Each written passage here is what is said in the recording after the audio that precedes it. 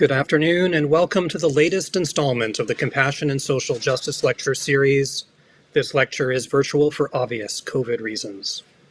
Hello, my name is Christopher DeBono and I'm the Vice President of Mission, Organizational Development and Ethics at Providence Healthcare in Vancouver, Canada. I will also be your moderator today. Special welcome to the over 200 people joining us literally from across British Columbia, Canada, nationally as well. This lecture series is rooted in the sponsoring institution's commitment to compassion and social justice.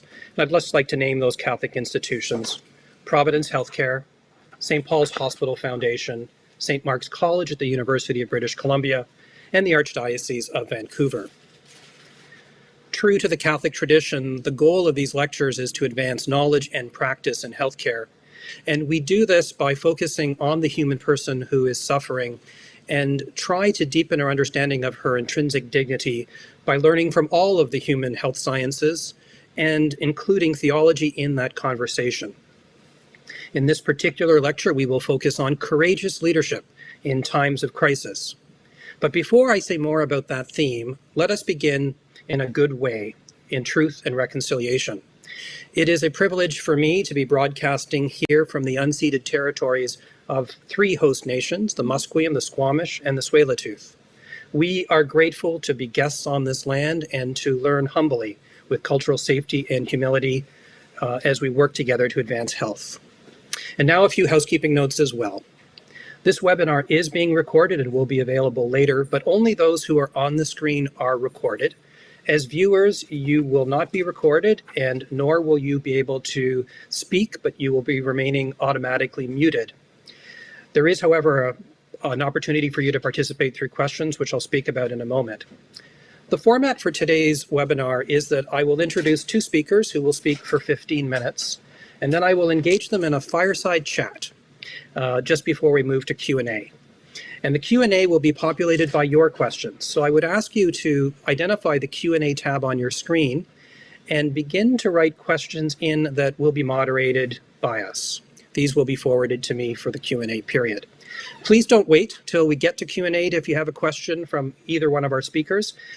Just write them in as they come to you. And with that housekeeping done, I'd like to begin with a warm welcome from our Archbishop of Vancouver, Archbishop Michael Miller. It's my pleasure to welcome you to the next installment of the Compassion and Social Justice Lecture Series. With COVID-19 still upon us, this series has prudently moved to a virtual platform. As Archbishop of Vancouver, I fully support these lectures. I believe these critical conversations must go ahead, even though we can't meet in person. Simply put, by advancing compassion and social justice in healthcare and education, we advance the health and well-being of all British Columbians, especially the most vulnerable.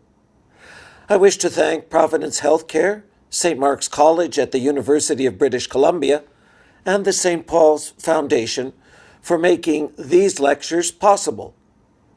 The Archdiocese of Vancouver is proud to be your sponsor. And to those joining in online, I say thank you.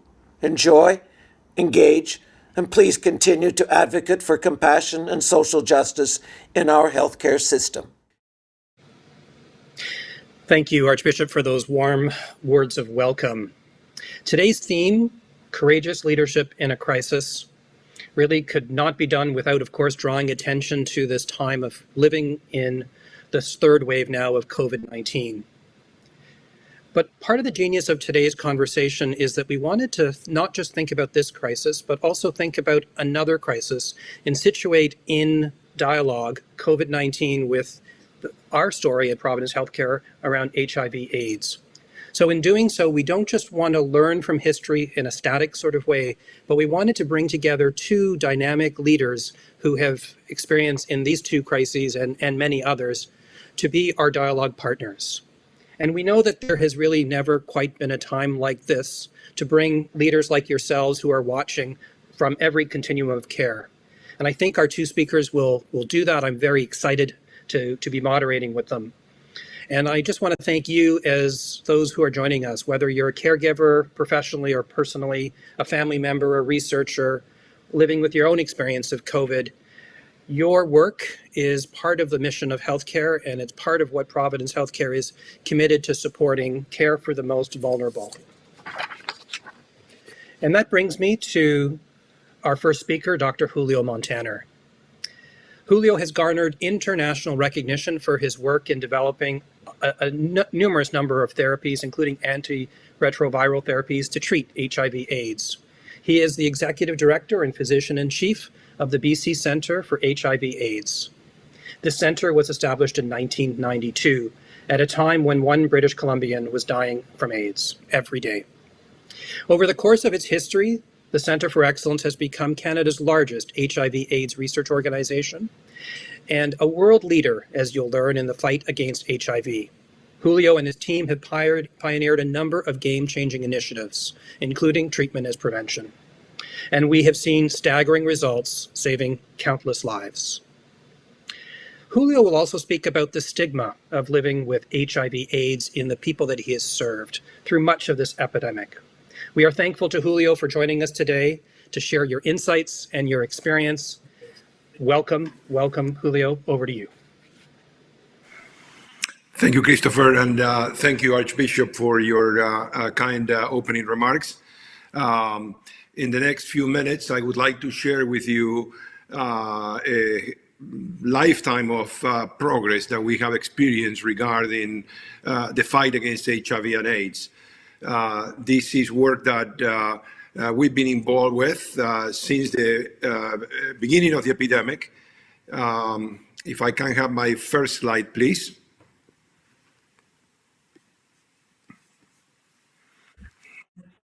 Thank you. So the title that I propose for today is The End of AIDS, Fact or Fiction. I'd like to convey over the next 15 minutes some of the work that we have done to make this into a fact, despite the fact that it remains a fiction in many areas around the world.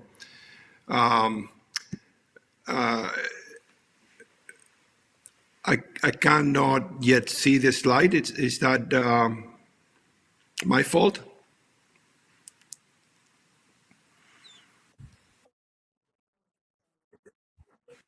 Okay. So on a personal note, let me just digress a little bit and tell you that my accent is not French, rather Spanish. I'm originally from Argentina, and I came to Vancouver in 1981 to do a postdoctoral fellowship with Dr. Jim Hogg at St. Paul's Hospital.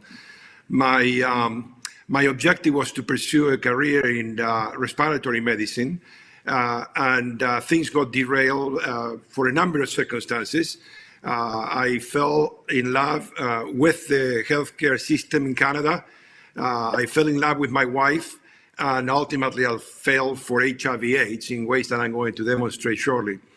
As it happens, in 1981, as I was coming in to Canada, separate and surreptitiously, if you want, somebody else was coming along, and that was eventually shown to be the virus responsible for AIDS, the human immunodeficiency virus.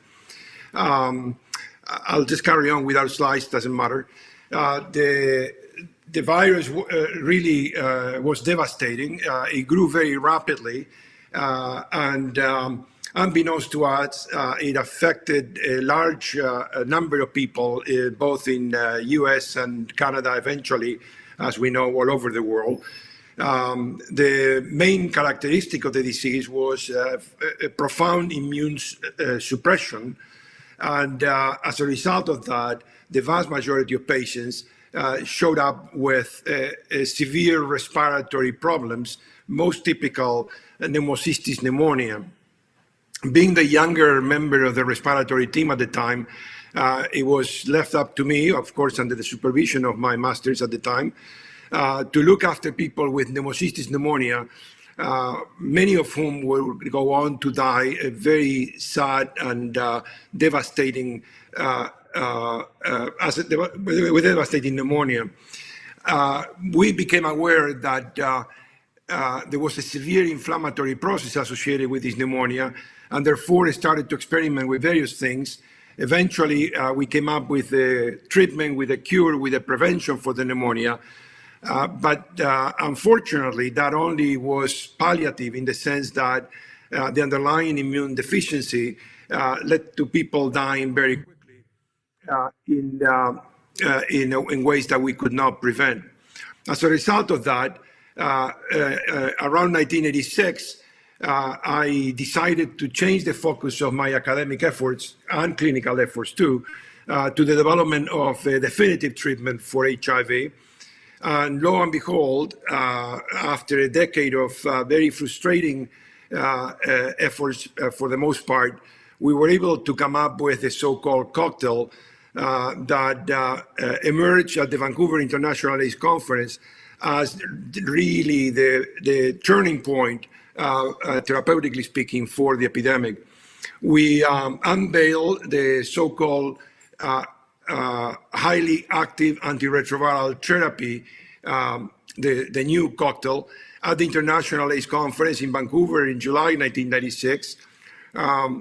This was an incredible achievement, and within months of us being able to implement this program, mortality among people engaged on treatment declined by a very significant level.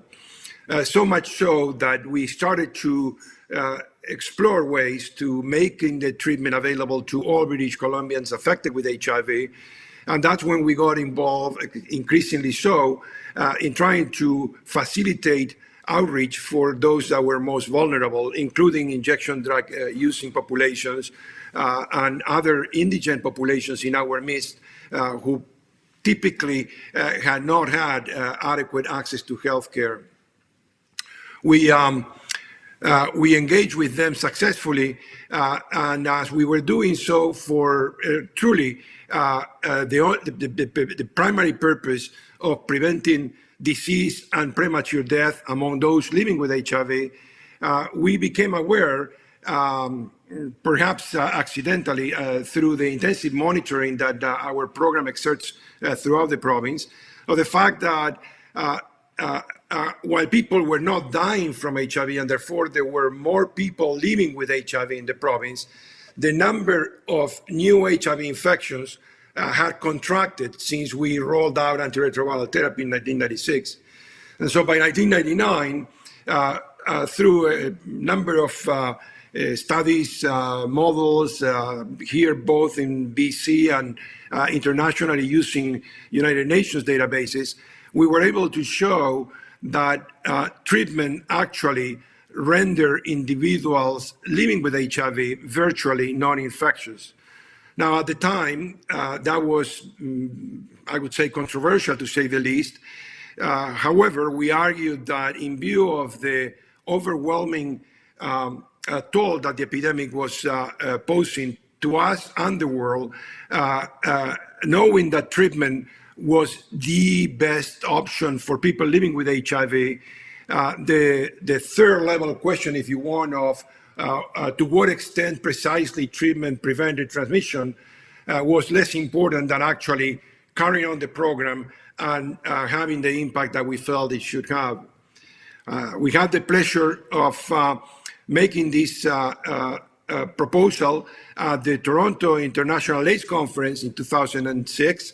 At the time, we coined the term treatment as prevention, meaning that if we were to identify, diagnose, and engage in care all of those that were infected with HIV in a given population, and provide them with the means and the support to engage fruitfully on free antiretroviral therapy for the rest of their life, they would not die prematurely, they would not develop AIDS-related consequences, and for no further investment, they will actually do not transmit HIV. This took the field by storm.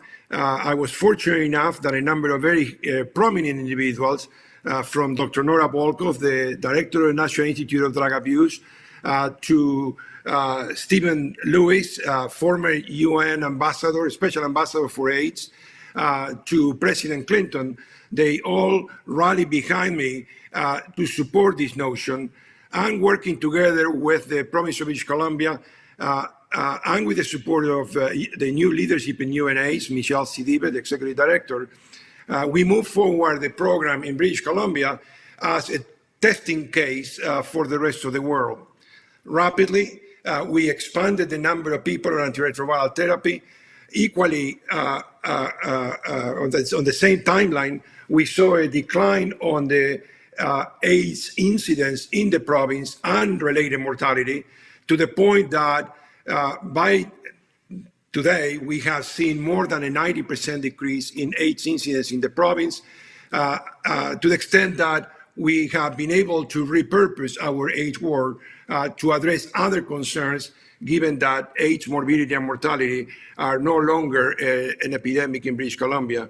Equally important, we have been able to show that the relationship between the number of people adequately treated with antiretroviral therapy is inversely proportional to the number of new infections. In other words, the more you treat, the more you prevent, not just morbidity and mortality, in other words, AIDS and death, but also HIV transmission.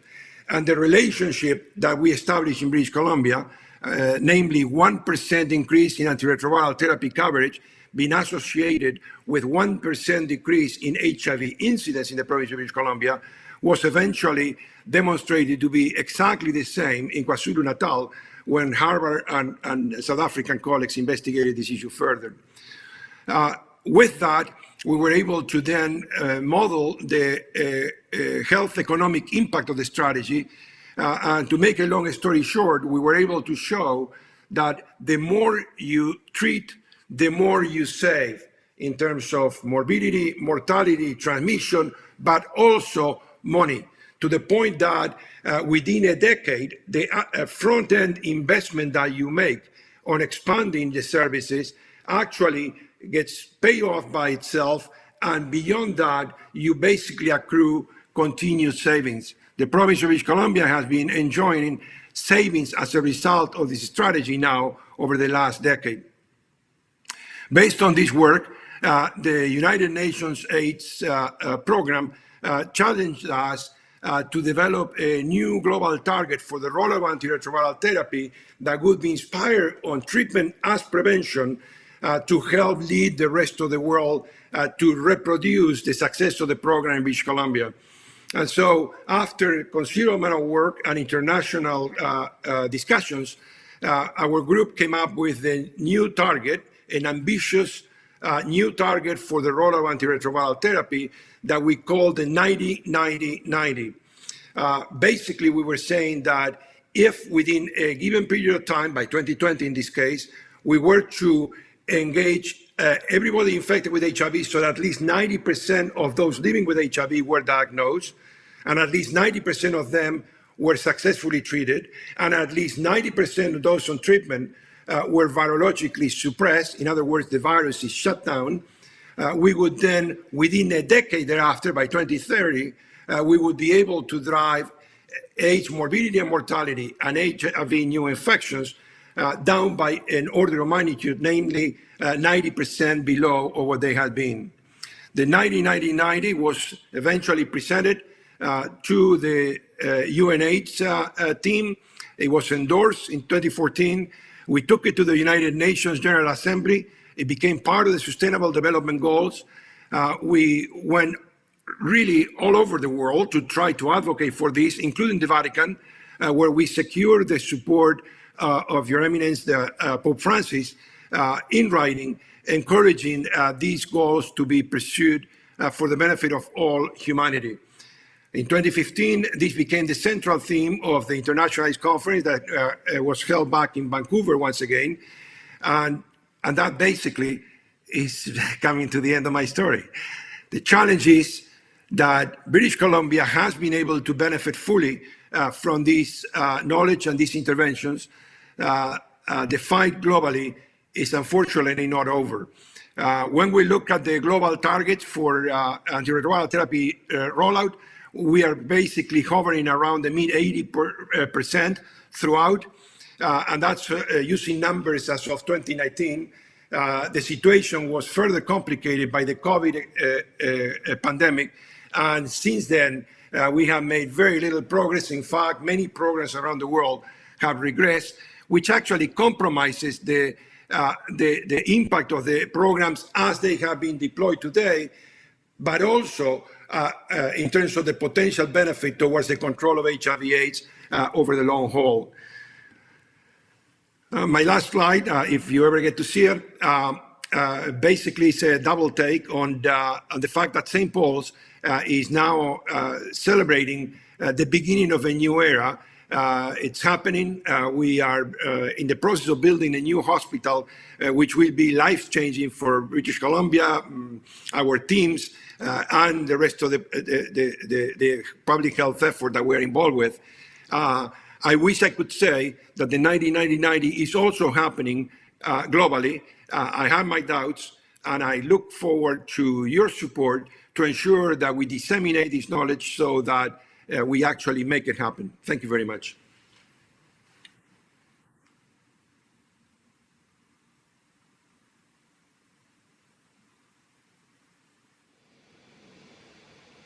Thank you, Julio, and my sincere apologies to you and to those that are watching. We had those slides queued up literally minutes before and everything was working, so it sounds like there's been some kind of a glitch or a virus that's infected that. So we're going to go old school for this, and I'm going to bring Julio back in after our next speaker and to continue this conversation and the courage that it's taken to advance HIV/AIDS work in his program and with his team. So let me introduce Professor Jim Mcmanus to you. He is facing this global epidemic of COVID-19 in the UK as the Director of Public Health and Public Health Service in Hertfordshire County Council. He's a chartered psychologist and a registered public health specialist by background.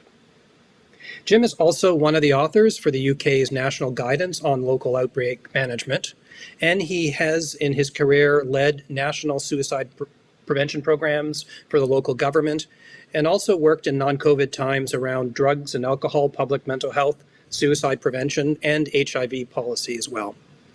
Jim has over 25 years of experience, and he has seen 4 pandemics in his career: HIV, SARS, swine flu, and now COVID-19. He draws from common lessons on each of these, but recognizes that each experience is unique, and we'll hear about that. I think one last unique comment, if this man doesn't sleep, is that in his spare time, he's actually working on a doctorate in theology at Roehampton University right now, looking at the linkages of health and faith. Joining us then from the UK, I'm pleased to hand over to you, Jim. Over to you. Well, thank you, and good evening from the UK, and good morning to you over in Canada. I was going to say you're welcome to my. Oh, the slides seem to have appeared, so you don't have to look at my face, which is always a good thing. So it feels like for the past few years I have been flying an aeroplane while trying to build it, certainly in the times of COVID.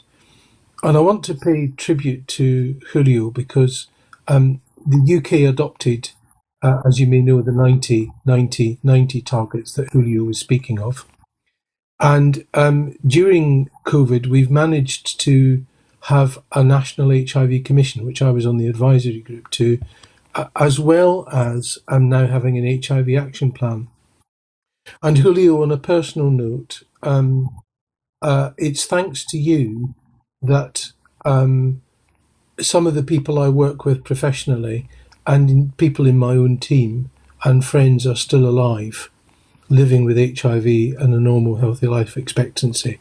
So I am indebted to you for keeping these precious people alive and well. Now, I've skipped a slide, I do apologise. So these slides represent a bit of a year. 2 bits of national guidance, because I've been doing, I think, several jobs. One is the national role of representing directors of public health as the vice president of our association. And on the extreme right-hand side, you'll see our president, Janelle de Grucci, and I outside number 10, 2 days before the Prime Minister went down with COVID. it wasn't us, honest, but we were sat directly opposite him. And so we had an interesting time of being asked to have tests.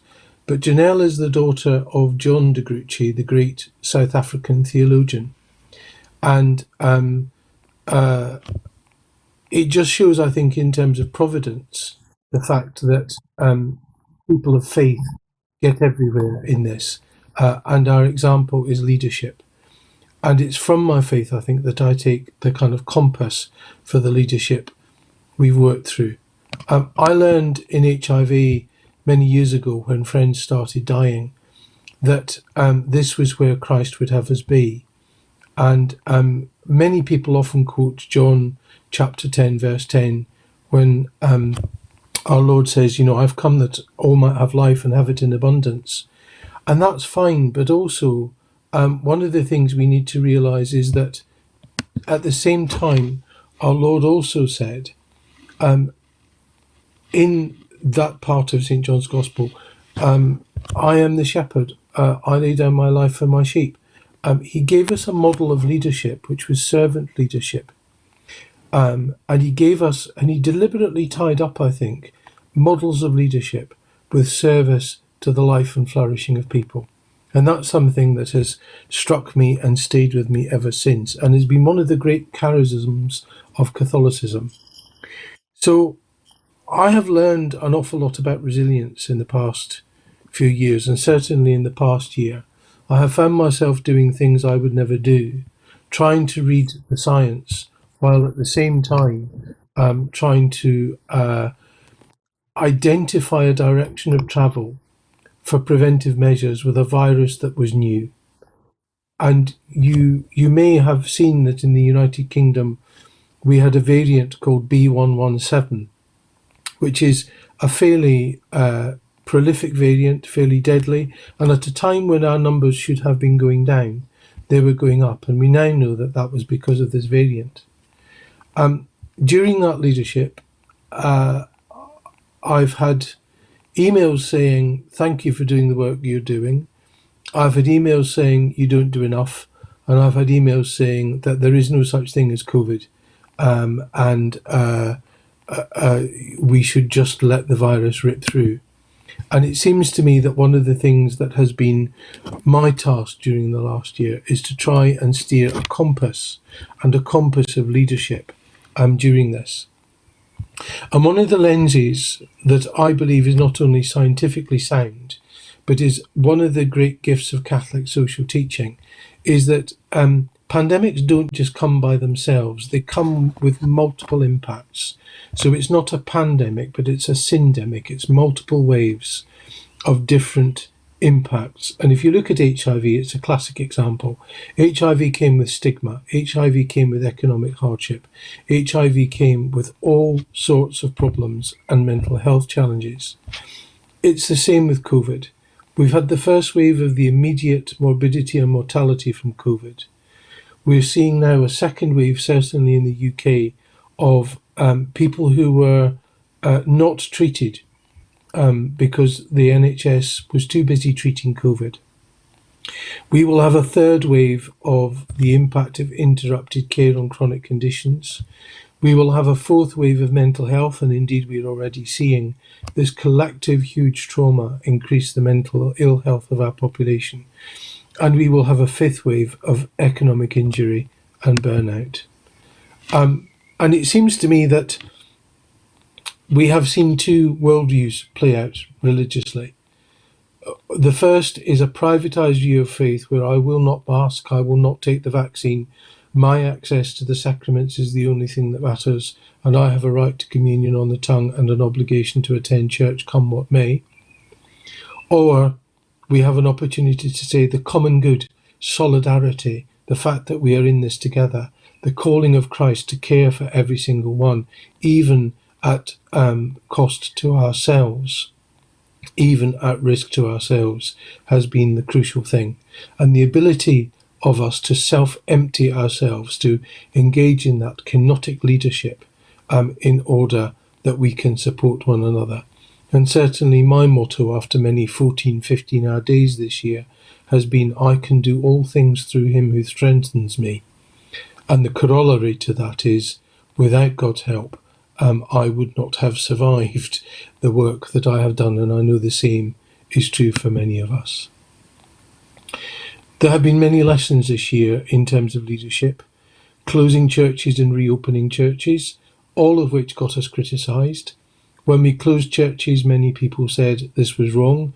In England, we reopened them earlier because we proved, and I was the person who drafted the letter signed by the Cardinal and the Archbishop of Canterbury, and I wrote the scientific paper to argue that churches were safe.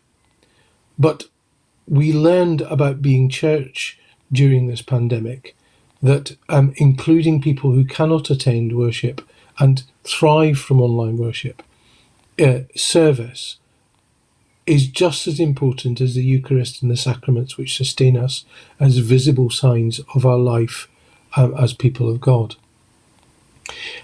I've had situations where I have had to try and ease the burden of rules. So interpreting the legislation and rules recently for a family who wanted to attend a funeral but couldn't travel. And so we interpreted the rules as allowing a Zoom funeral that they could attend. I still remember getting our university to manufacture hand sanitizer for social care. And we have 500 schools in our system in Hertfordshire.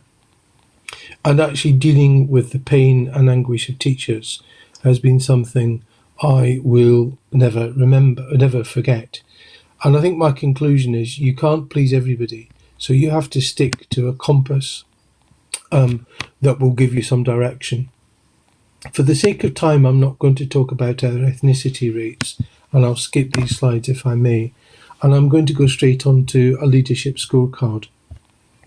I had the great privilege of being a Health Foundation Fellow at Ashridge Holt Business School. And they give you a 4 domains model of leadership, which is partly contextual, understand the system you're in.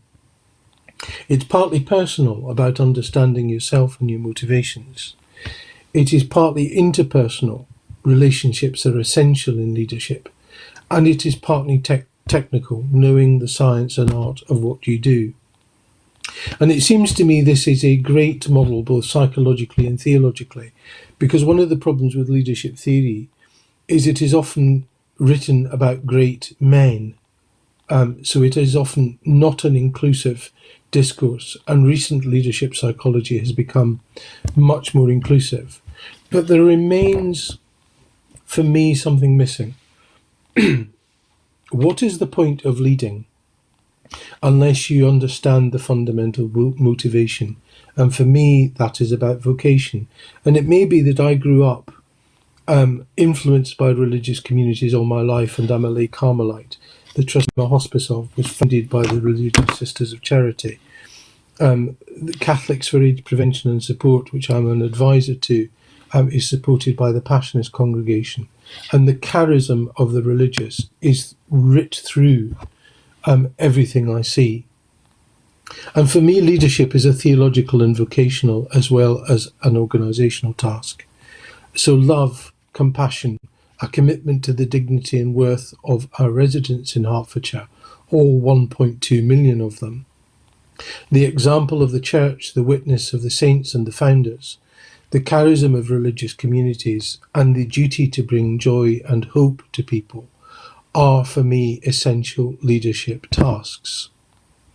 And I believe that both the science of public health, with its discourse around the social determinants of health, and the teaching of the church from the days of the early fathers onwards, has a constant witness that health is not purely biological, it is social.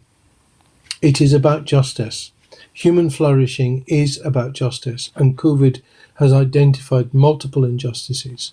For every white man who died with COVID in England, 2 to 3 black men died with COVID in England because of exposure. That's not biology, that's injustice.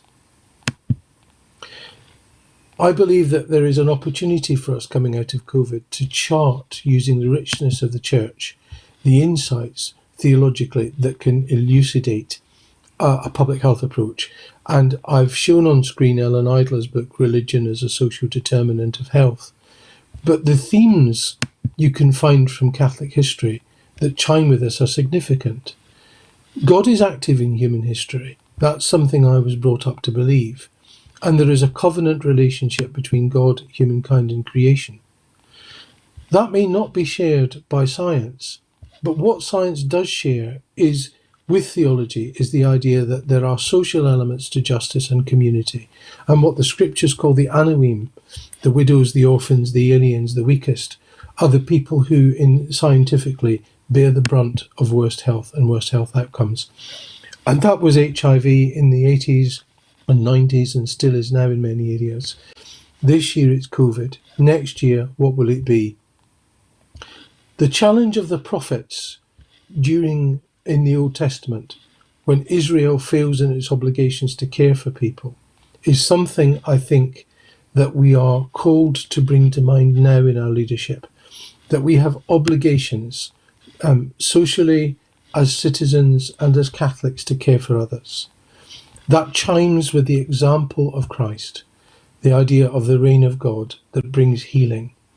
So we have a social as well as an individual duty that I don't have time to explore here theologically, but it is core to what we do.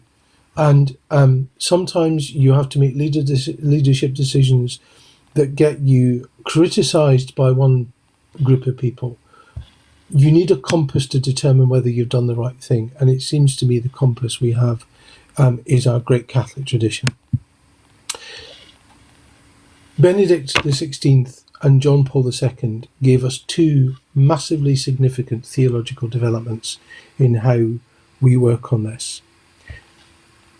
Pope John Paul II talked about human ecology, the idea that humanity is God's gift to humankind. And if we are a gift, then we must actually care about the integral development of every person and the whole person.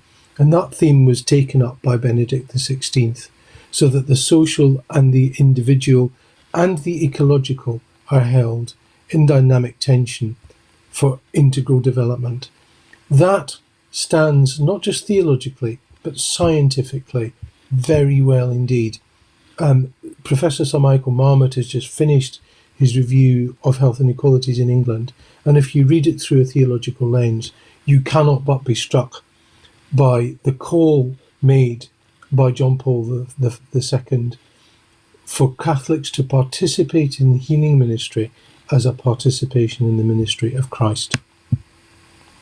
And I'm going to finish on this line from the new Charter for Healthcare Workers, where it says, those involved in healthcare policy have a responsibility not only to their specific fields, but also towards society and the sick. It is up to them in particular to defend and promote the common good, performing the duty of justice according to the principles of solidarity and subsidiarity in developing policies aimed at the authentic development of peoples. As Catholics, we invented hospitals. As Catholics, we have sustained the mission to healthcare. As Catholics, our leadership task today is to renew our calling and our understanding of the sciences and theology together as we go forward. Thank you for listening. Thank you very much, Jim. And now we've got all three of us on the screen, and I'm very much looking forward to this portion. I was personally quite moved, and I'm going to ask you to be a little bit personal with our audience about the stories you have told that have changed people's lives literally for the common good, but especially your own journey through that. And I kind of wondered if you had to answer the question, why do you do the work you do so courageously? What would that answer be? Because it feels like you've identified a gap that needed to be filled, that needed courage as well. So Julio, I'll start with you. If you could just tell me a little bit about this very simple question. You lead courageously, but why do you do this work? Well, there is no single answer to that question, and I think historically it's a series of circumstances that led me to do what I do.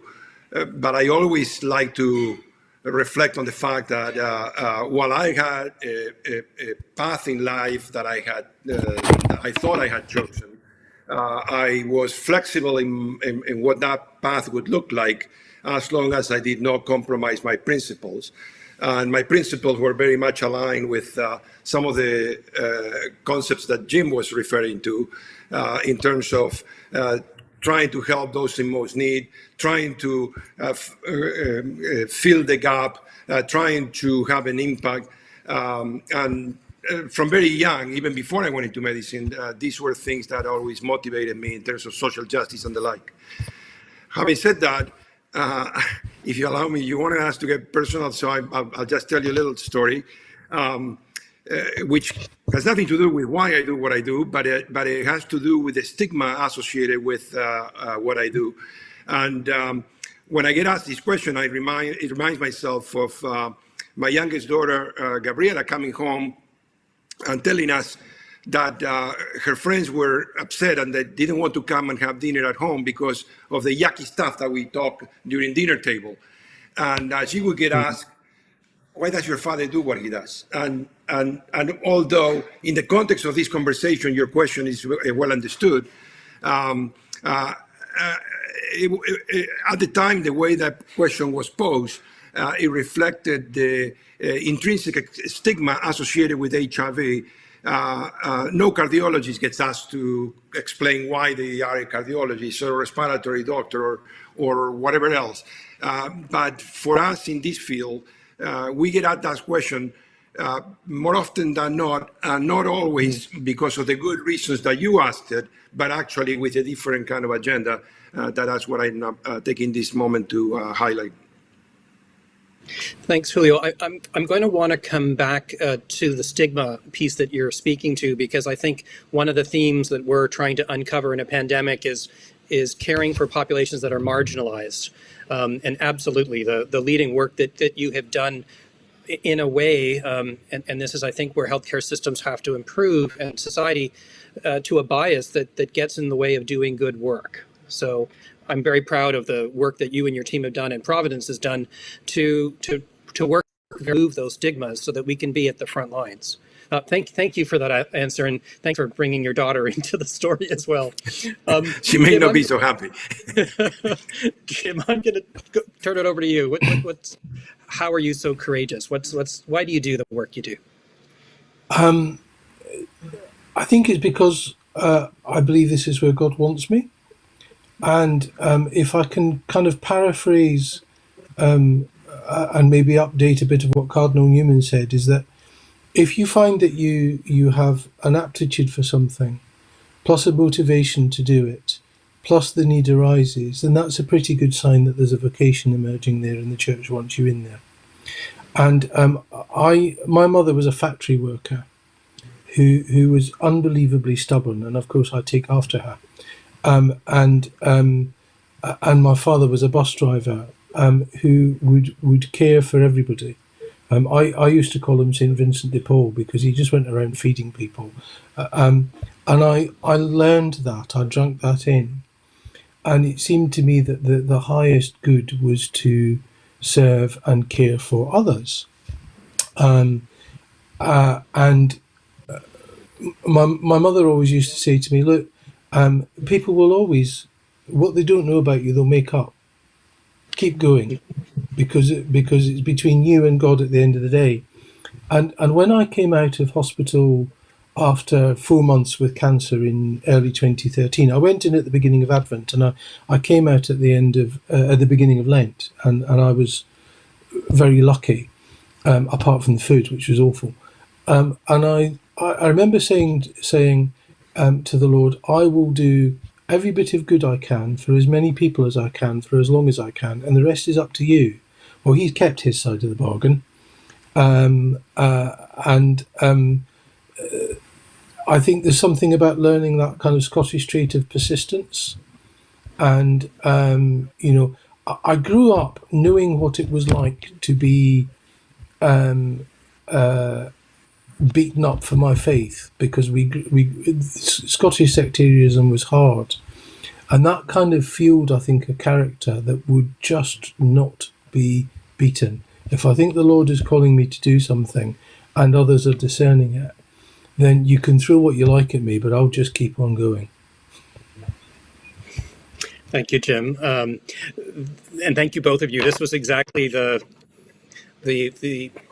heart of the conversation that I want to get to through this, and you are both the means, and we've got a lot of people watching today that are perhaps also struggling with doing the right thing, which brings me to my next question. And Julio, I heard some of this in your conversation, also Jim in yours, and I'm going to get practical.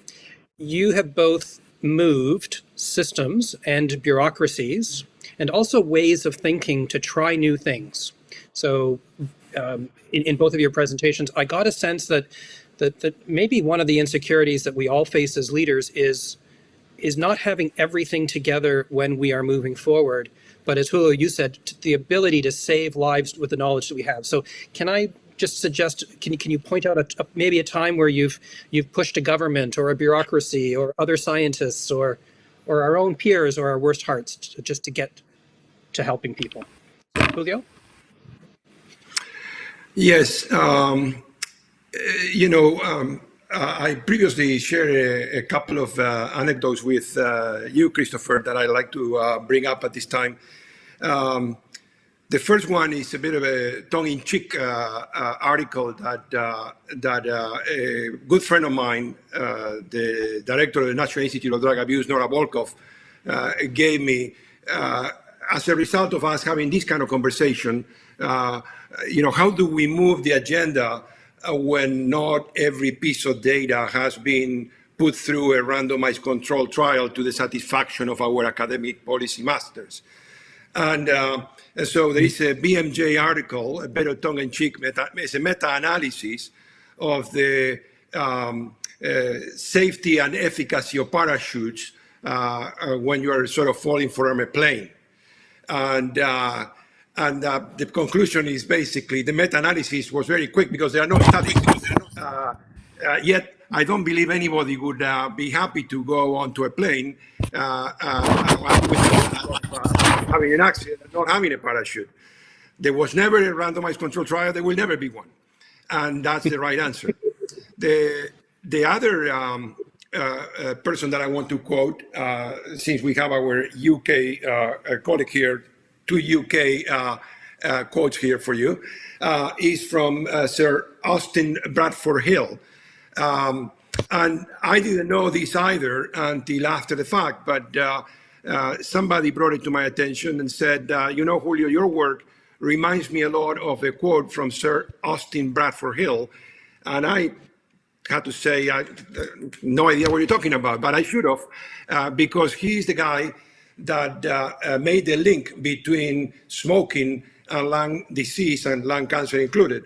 And at one point, the tide was so much against him that he was being asked to do randomized control trials to evaluate smoking, as if anybody had done randomized control trials to show that smoking was beneficial to begin with. And so his quote goes something along the lines of, we must have the courage, and I'm paraphrasing here completely, but we must have the courage at any given time to use the knowledge that we have to implement the actions that we know need to be implemented without further delay for the benefit of those that we serve. The challenge is that we live in an environment where our academic masters, and I'm not going to point fingers, but you go and figure it out, are more interested in our grants, publications, and how thick our CVs are, and they have no interest on our efforts towards implementing the strategies that are currently known or suspected to be the best and not being implemented. And to me, that's the biggest sin, and that should not be allowed. Thanks, Julio. Jim, did you want to take a crack at that question as well? I'm looking. I mean, I've got loads of examples where I've kind of said to academia and also bits of the establishment, I disagree with you, and I never do it lightly. But I can think of one where, when I was leading the England review of suicide prevention plans, we had a whole load of people who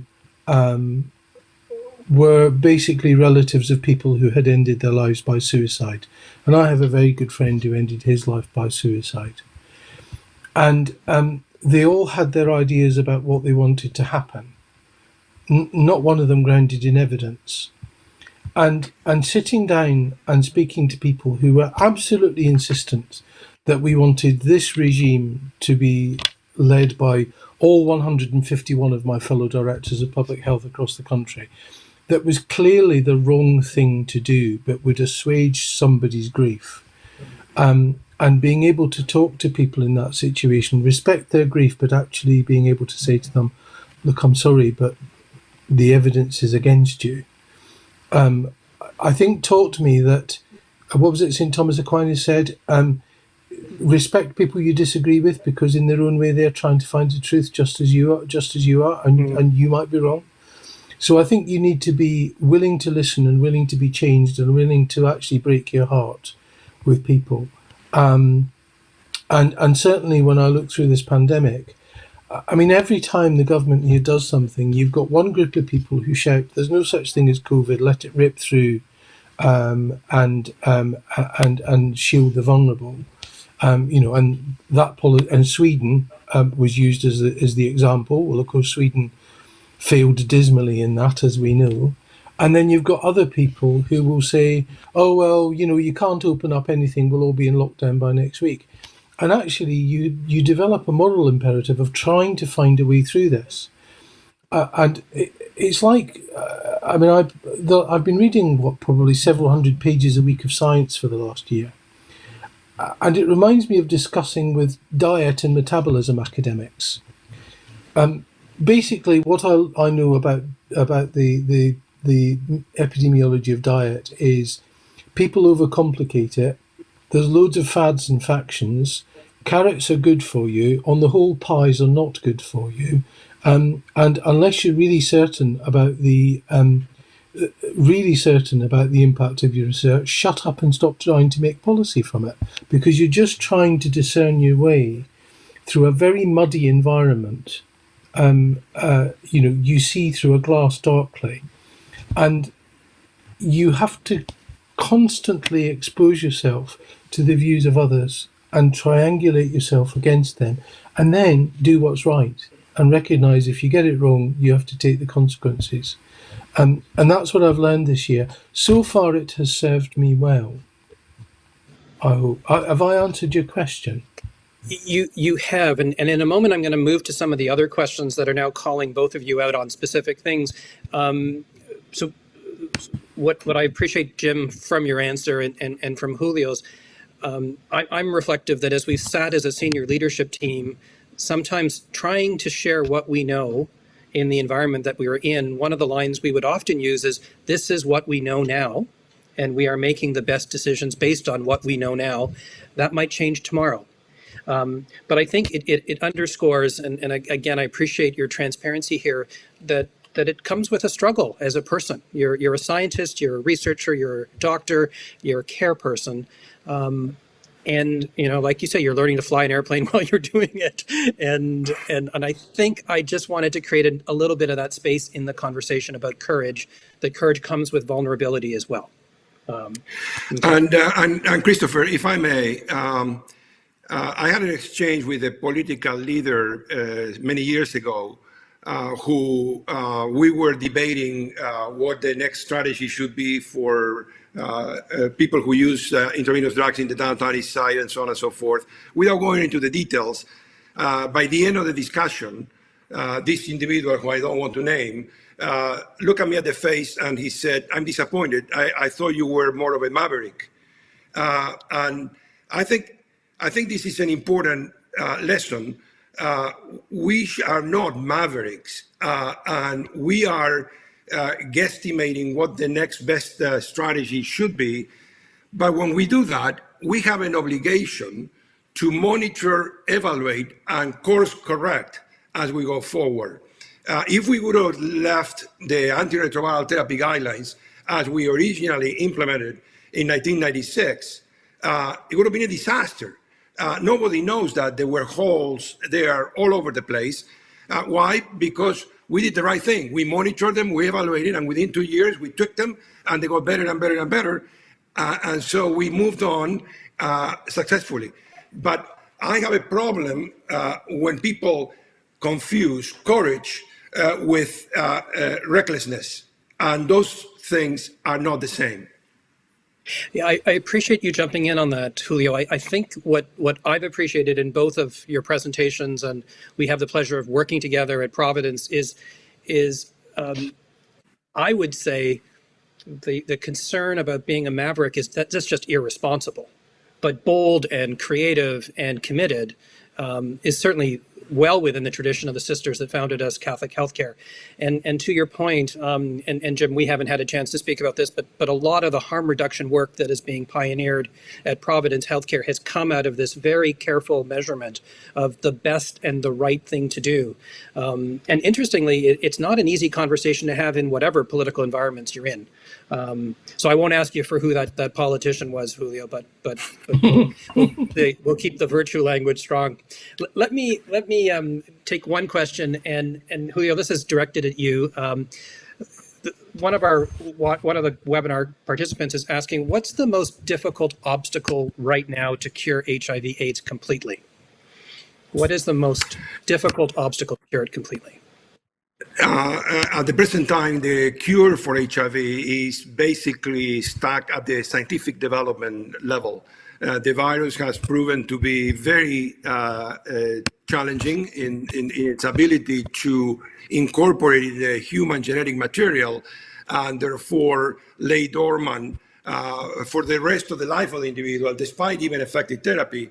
And although there have been isolated instances of people who somehow seem to have controlled the ability of the virus to come back when they start treatment, these are still in the anecdotal level, so much so that we know them by name, how infrequent they are. So a cure and a vaccine, and I say both, would be critical to eradicate HIV/AIDS one day in the future. But the strategy that we have developed, treatment as prevention with the use of PrEP and additional phylogenetic monitoring, so it's a bit more complicated than the brief outline that I gave you in my presentation. But nonetheless, the strategy that is based on treatment as prevention in 1990 can lead us to bring down the epidemic from an epidemic level to an endemic level, where it becomes a sporadic occurrence and no longer a public health threat. Unfortunately, that requires continued focus and continued work, and hopefully one day with the vaccine and the cure, we can finish this movie. Thanks. Jim, I have another question that's come up for you, and it does speak to part of the experience of Providence Healthcare being part of a much larger system of care, but also working with people of goodwill everywhere. The question here is, how does one work collaboratively to spread compassion through this witness that Providence Healthcare has through the sisters, the love of God, with folks that are coming from different traditions, perhaps non-theistic traditions, just people of goodwill. So what are your thoughts on that collaborative work that we're trying to do? I could take a number of examples. Let me give two examples. One is I commission drug and alcohol treatment services for our population. And we have needle exchanges, and we also use naloxone to avoid opiate overdoses. And at the same time, we have rolled out PrEP to every one of our clinics, both HIV and drug and alcohol clinics. And we sat down and we looked at where we had shared values and where we articulated what those shared values meant. And there's a line in a hymn called "We Offer Christ from All Our Best Traditions," and you start by kind of appreciating what people bring in their tradition, and that worked. And St. Joseph's Hospice, which is actually the oldest hospice in the United Kingdom. It's the biggest. It was where Cicely Saunders cuts her teeth. Mm. It was a Catholic hospice. Its first patient was a Hindu. Its biggest group of people are Muslims in East London. It catered for Jewish people and taking people when no one else would.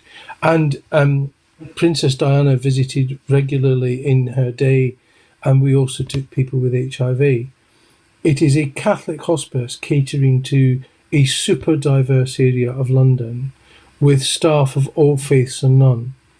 And I think you have to articulate what are Catholic values and where can those values be contributed to or built on by others. And one of our values is justice. All of our care is free at the point of delivery. Another one of our values is starting where people are from their dignity. And I think properly articulated, the Catholic tradition really offers us an ability to engage with other people's values. Because at the end of the day, if you start from a position of the dignity of the human person, set into social context, I haven't yet found a single faith that can't work with that. But you have to be honest and say this is where we're starting from and appreciate that. Thanks, Jim. This, of course, is part of, I think, what drives the genius of Providence, inviting people to be excellent in their fields, guided by the sisters that got us started. It reminds me of another question that I'd like to pose to you, and part of it is just the discernment of balance. And I'll ask both of you for your piece on this, and perhaps since COVID to start, I'll come back to you, Jim, for a second. But in some ways, the conversation we're having reminds me of other humanitarian crises where, in some ways, to do the work of the common good, we need to reduce some individual interest, or at least check it in balance. You did speak a little bit in your presentation, and I'm wondering if you can talk a little bit about the courage required to speak about the common good or public health and to diminish self-interest. Was that to Julio or to me? Oh, just to start with you, Jim, and then over to Julio. Oh, sorry. Yeah.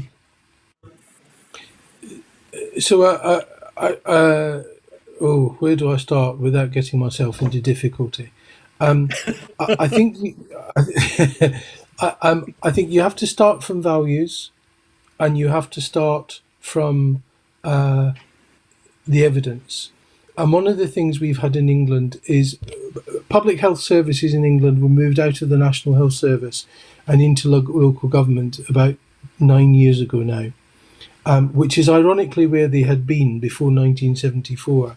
And there has been a campaign ever since to move them back because people think they're clinical services and they sit better with clinical services.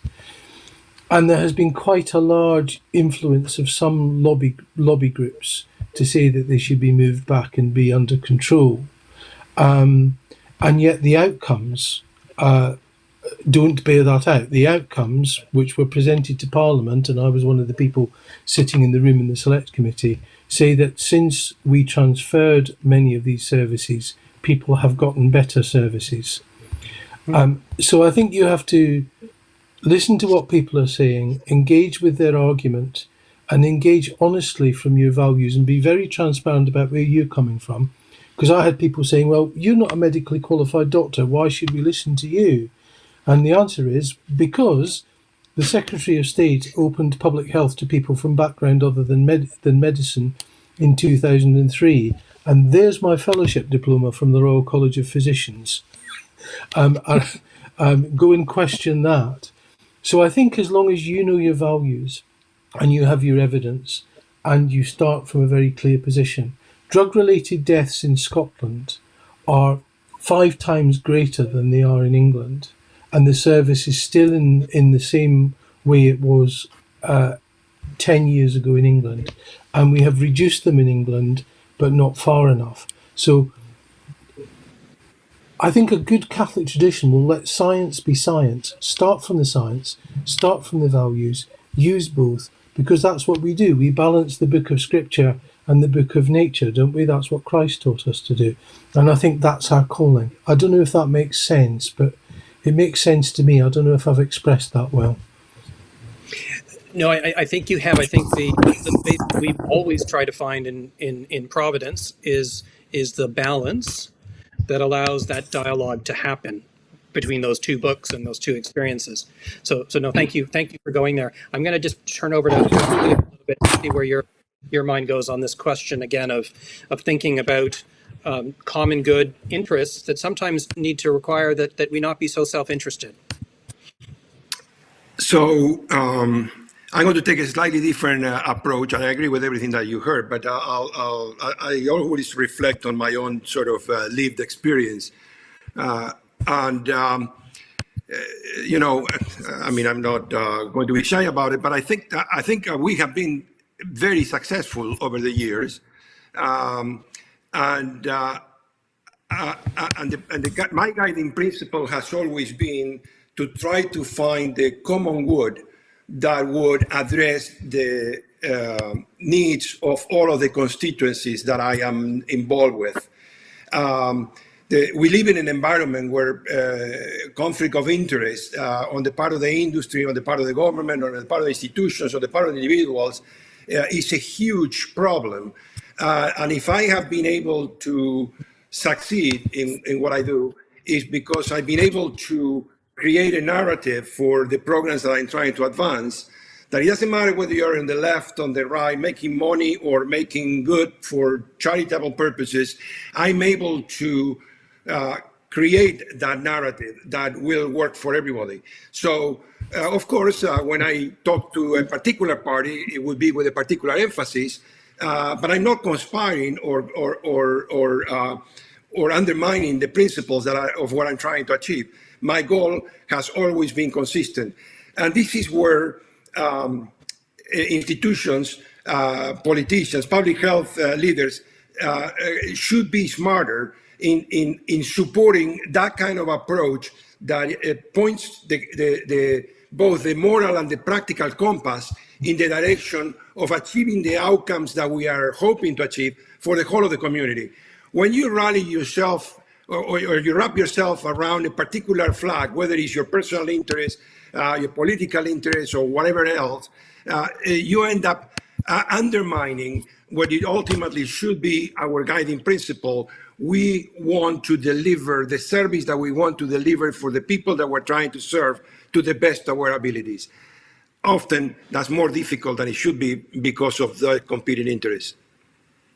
Okay, thanks for taking that in those two directions. I'm going to read one of the comments that's popped up here, and it's going to lead me to a question that might be on some of the minds of our listeners as in terms of how we support others. So first of all, someone wrote, both of you are inspiring leaders.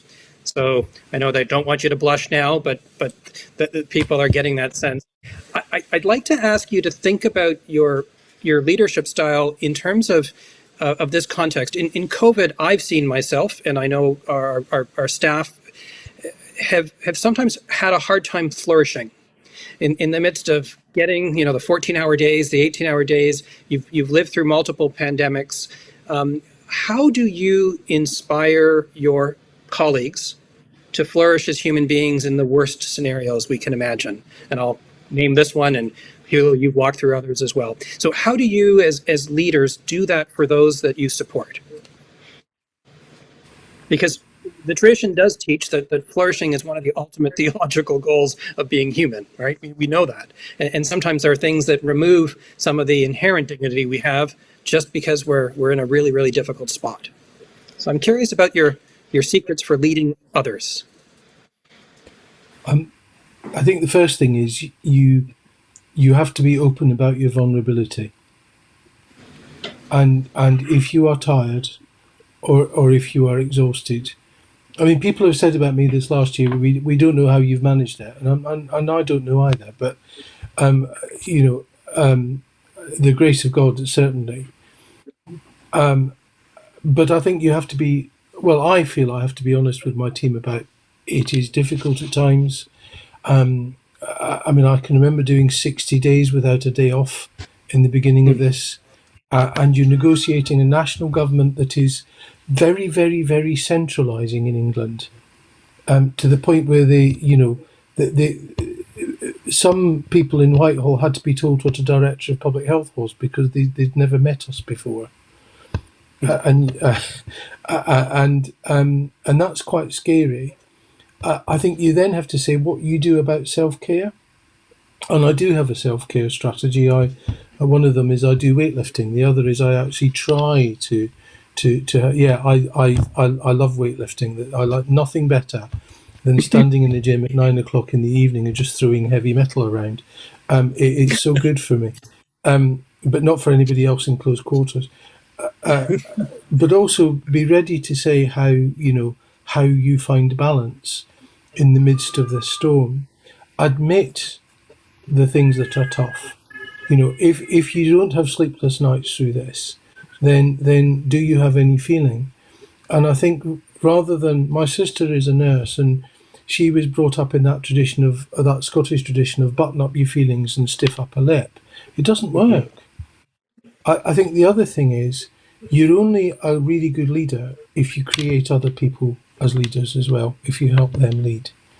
And I think the acid test of my leadership has been I have seen other people step forward and lead so that I can be supported by them. And if you're willing to allow your team to tell you you're wrong and they have a better way, then they will do that. And that keeps your ego in check. So that for me is about be vulnerable, be honest, and actually don't always be a leader, be a team player sometimes. Thanks for that, Jim. We've got about 4 minutes left, and I'd like to, Julio, I'd like to just get a chance for you to share about this as well. How do you work and mentor other people to be leaders? Well, I don't know. It's complicated. I think that what I would say is that my previous answer, when I talked about competing priorities and agendas, and understanding how they emerge and how to satisfy them within the context of moving forward the bigger agenda that we have in front of us, is an essential part of it. In other words, over the years, I have worked with people at different levels of training, with or without prior experience. And the issue starts on understanding what motivates you to do the work that you do or you want to do, and how can I harness that potential to contribute to the bigger cause. And I'll be frank with you, sometimes it works, sometimes it doesn't, sometimes it works for a while and then doesn't work anymore. And that's fine. I am a very focused leader, and I have no problems for people to move on if they have other priorities. But the priorities of the program, the priorities of my effort collective as a program are clear, and they're not to be distracted. So I'm tough when it comes to it. And yes, that can be challenging, but I am not about to compromise, given that the work at hand has the magnitude that it has. I have taken the responsibility that many people don't realize, but it has global implications, and I'm not about to distract it for any petty or private agenda. It's complicated, but it is what it is. I think all of humanity is a little bit complicated, but I did want to jump into that because I appreciate both the goal and the fact that we cannot do this work alone, right? So to your point, you can't lose track of what you're courageously trying to do and build the teams and follow that passion. And then also that discernment of just listening to what is going on with your team and Jim, as you so rightly said, with yourself. We're almost at our last minute. Julio, we owe you a huge apology because the slides didn't work. So if you indulge me, I'm going to ask Dave to put a nice slide on the picture, which celebrates some of the work that you have done. This is a slide of your stamp. And just for everybody watching, Julio is one of several doctors that have been celebrated for their work. Julio likes to say the only surviving alive doctor, but this is a stamp that celebrates your work in HIV/AIDS. And perhaps we'll just, I'll conclude with two things. I want to thank you, Jim, and you, Julio, for what has been a very dynamic conversation. Again, apologies for the technology, but sometimes old-fashioned works just as well, and that was fine. I want to thank you for bringing your lives and your research interests, for engaging that in a conversation about theology as well, which is a really important, unique part of this lecture series, that our traditions inform the social justice and compassion work that we do. I also want to close by thanking again our partnerships with St. Paul's Foundation and St. Mark's College, and the wonderful, wonderful sponsorship of the Archdiocese of Vancouver that allows this to be a free and open seminar for anyone across the country and indeed the world. I'll let everyone who's watching know that the series will continue quarterly. We've got your contacts and we will be sharing new and upcoming lectures with you. But for now, thank you to you, Julio. Thank you to you, Jim. And I'm going to say goodbye to everybody there and we'll close this presentation down at this time. Stay well, be safe. Thank you. Take care.